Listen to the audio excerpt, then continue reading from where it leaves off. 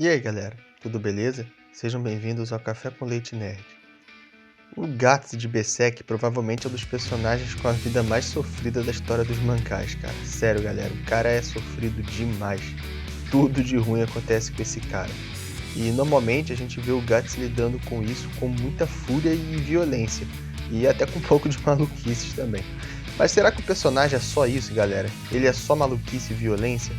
Olha, nesse vídeo aqui eu vou provar para vocês que não, e que na verdade tem muitas coisas que nós podemos aprender com o Guts e levar para o resto das nossas vidas. E aí, vamos ver o que nós podemos aprender com o Guts? Então pega sua xícara de café com leite e bora pro vídeo. Muito bem, podem ir para casa tomar café com leite. E não interfiram na luta!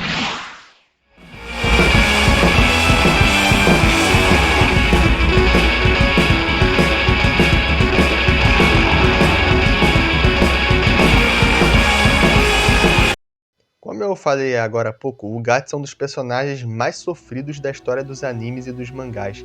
E a história de Berserk é muito pesada com o protagonista. E a vida do Guts já começou a dar merda logo no nascimento dele, já que ele nasceu diretamente de um cadáver pendurado numa árvore cheia de outros cadáveres. Provavelmente o povo da mãe do Guts foi atacado por mercenários e eles mataram todo mundo e penduraram na árvore lá. E como o Guts estava próximo de nascer, ele não morreu e nasceu mesmo a mãe estando morta. E por sorte dele ou não, um bando de mercenários estava passando e viu ele lá.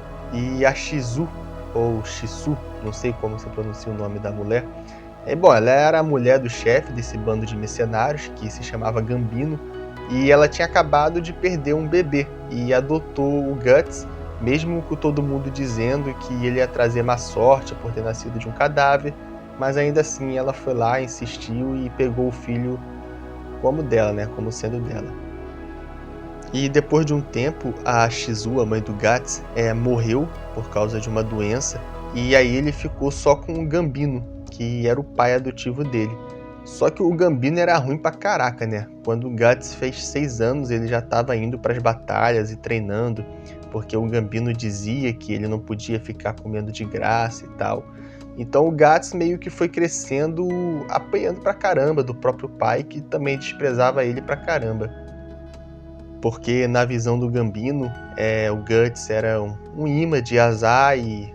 Bom, ele meio que culpava o Guts pelo que aconteceu com a Shizu. E enfim, ele destratava muito o garoto. Quando o Guts tinha ali por entre os seus 9 ou 11 anos de idade, o Gambino vendeu ele para um dos mercenários do grupo dele chamado Donovan. E bom, o Donovan violou ele, galera? E sim, o Guts ele foi vendido pelo próprio pai e violado quando era ainda um garotinho. E o pior de tudo é que mesmo com o Donovan dizendo que foi o Gambino que vendeu ele, o Guts nunca acreditou. Ele realmente queria acreditar que no fundo o pai gostava dele. Mas bem, o tempo foi passando e o Gambino foi ferido numa luta e acabou perdendo a perna. E aí o Guts começou a lutar para sustentar o próprio pai, que maltratava mais e mais ele, até que chegou um momento em que o Gambino surtou e tentou passar o vapo nele. E acabou que o Guts teve que matar o próprio pai, cara. O cara teve que matar o próprio pai para sobreviver quando ainda era um menino. Só que aí toda a galera do bando mercenário ficou contra ele e ele precisou fugir para não morrer. E depois de um tempo ele acabou encontrando o bando do Falcão, onde conheceu aqueles que seriam seus melhores amigos por um tempo. E do lado desse bando, o Guts passou por muita coisa e criou laços até que fortes com aquela galera ali, principalmente com o Griffith e com a Casca. Só que é naquele período em que estava no bando do Falcão que o Guts começa a se incomodar muito com a vida dele. E eu vou explicar o porquê. O Griffith, ele era considerado um grande amigo pelo Guts. E o Guts gostava muito dele, admirava muito ele. E o Guts meio que fazia tudo por esse cara. Vocês nem imaginam, galera.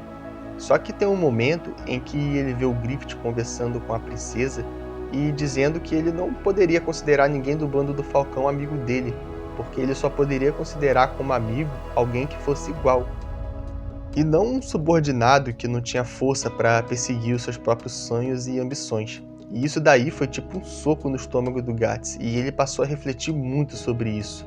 E é aí que a gente pode começar a aprender muito com esse personagem. Depois de ouvir aquelas palavras do Griffith, o Guts começou a refletir muito sobre a vida dele, e ele acabou percebendo que desde moleque tudo que ele fazia era usar a espada. Desde os 6 anos tudo que ele fazia era treinar e lutar, sempre indo de uma batalha para outra para sobreviver. E por ter tido uma vida de merda, ele aprendeu a lutar para se defender e sobreviver. E tudo que ele estava fazendo da vida dele era aquilo. Era lutar para sobreviver. Então, em outras palavras, o Guts percebeu que a vida dele era como uma Matrix. Era um ciclo de lutas e mais lutas, e a vida dele estava passando e ele via que não tinha nada que ele almejava. Ele não tinha um grande sonho, uma ambição, nada. A vida do Guts estava passando e ele estava sempre parado no mesmo lugar. E galera, quantos de nós não passamos por isso daí, hein? Essa é a coisa mais comum de acontecer com a vida da gente. Nós vamos estudando e trabalhando, sempre esperando mais um mês passar para pagar mais uma conta e não saímos do lugar. E a gente vai vivendo nessa Matrix, nesse loop infinito, e quando nós percebemos já se passou vários e vários anos e a nossa vida está indo embora e a gente nem sabe o que nós queremos de verdade da vida. Nós não paramos para pensar nos nossos sonhos, em algum objetivo maior que nós mesmos queremos e sei lá. Nós simplesmente vamos deixando a vida nos levar e quando a gente para perceber, o tempo passou e parece que a gente nunca saiu do lugar. E eu acho que muita gente já teve essa sensação, principalmente quem é um pouco mais velho. E depois de refletir muito sobre a sua vida, o Guts ele decide tomar uma decisão muito séria, que é deixar o bando do Falcão e seguir o seu próprio caminho. E naquela altura da sua vida ele ainda não sabia o que ia fazer, ele não sabia o que queria de verdade, mas mesmo assim ele decidiu partir justamente para viver a própria vida e entrar numa jornada de autoconhecimento. E ele não podia fazer isso debaixo das asas do Griffith. E é nesse ponto que nós temos um segundo aprendizado muito grande com o Guts, que é lutar contra os obstáculos que não deixam a gente avançar. E isso porque quando a galera do bando do Falcão descobre que o Guts quer ir embora, eles criam um monte de empecilhos para ele ficar. O Corcus, que era o cara mais escrotinho do bando, aquele bundão, né? Vocês sabem como é que é. E bom, ele fala pro Guts que ele estava sonhando alto demais e que ele não queria ser como o Griffith, então ele tinha que se conformar com o que o bando do Falcão tinha conseguido, que aquilo ali já estava bom demais para ele e por aí vai.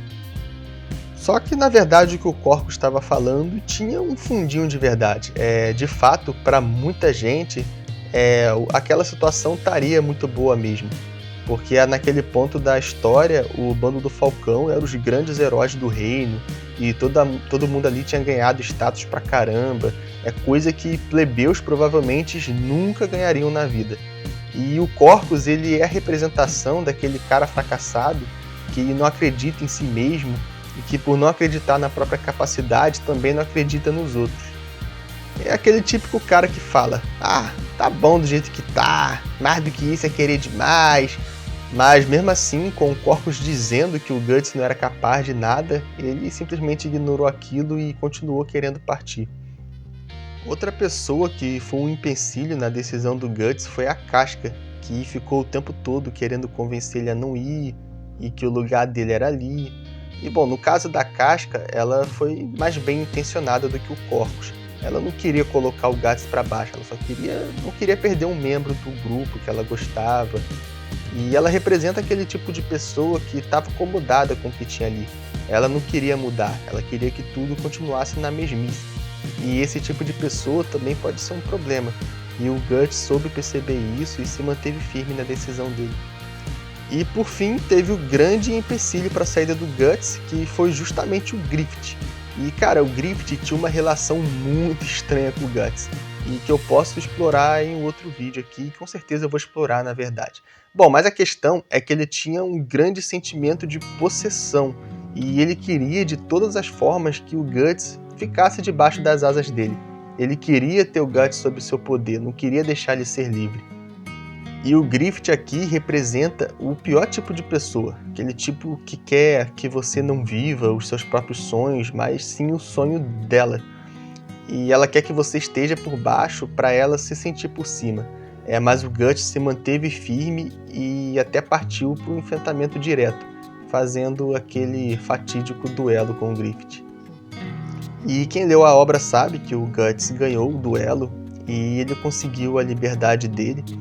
E depois disso daí dá muita merda na história, e a jornada de vida do Guts, a partir disso, nós podemos deixar para uma outra ocasião.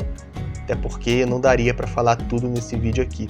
Mas eu quero focar até esse momento aqui, beleza? Mas e aí, galera, vocês perceberam o quanto nós podemos aprender só nessa pequena parte da história de Berserk e o que nós podemos tirar disso tudo para nossa vida? O Guts, ele era um cara como nós, e é só a gente tirar a parte da vida nas batalhas e trazer para nossa vida real. Quanto de nós não vivemos na mesma Matrix? Quanto de nós não só vamos levando os nossos dias na mesmice, sempre indo de pagamento em pagamento, de boleto em boleto, e nisso os meses passam, os anos passam, e a sensação que dá é que não tem mais nada nas nossas vidas, sabe? E o pior de tudo é que esse sistema de mundo, isso é tão comum que a gente nem percebe essas coisas. E é por isso que nós vemos pessoas entrando em casos profundos de depressão e nem percebem. Elas não percebem que as suas vidas muitas das vezes são vazias. E que não tem nada mais para mover elas do que aquele velho ciclo que eu já falei aqui. E reparem que eu não estou dizendo aqui que você tem que simplesmente jogar tudo pro alto e ir atrás de um suposto sonho. Não é isso. Pagar contas é necessário. Trabalhar é necessário, estudar é necessário, e você tem que fazer tudo isso daí. Mas o que eu estou querendo dizer é que você não pode fazer só isso. A sua vida não pode ser só isso. Ou senão algum dia você pode acabar passando por essa mesma crise existencial e de identidade que o Guts passou. E que muita gente na vida real passa também. E cuidado com isso, porque embora pareça ser uma coisa boba demais ou filosófica demais, quando isso acontece na realidade, as pessoas realmente se veem nesse tipo de crise. E muitas pessoas nem saem dela, porque não conseguem encontrar um sentido para a própria vida e algumas vezes decidem até tirar a própria vida. Então, se vocês me perguntassem o que nós podemos aprender com o Guts, bom, eu diria que nós podemos aprender que você tem que ser forte bastante para sobreviver ao mundo. Você tem que trabalhar duro e sobreviver a todas as adversidades da vida, e você nunca pode parar de lutar. Mas também olha para si mesmo e perceba que a vida não pode ser só o mesmo ciclo, e que você tem que também alcançar alguma coisa maior, encontrar o seu verdadeiro objetivo de vida.